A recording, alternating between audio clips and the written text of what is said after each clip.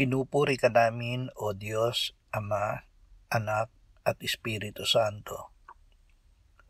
Salamat, Ama, na ibinigay mo sa amin si Jesus na iyong anak, na namatay para sa aming kasalanan, iyong muling binuhay, iniakyat at iniluklok sa iyong kanan sa langit.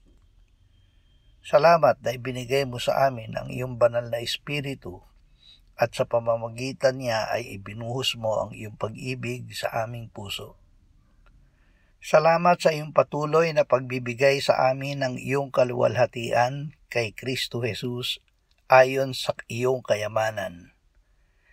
Patuloy mong gagawin ito dahil kami ay iyong mga anak at tagapagmana na kasama ni Kristo. Amen.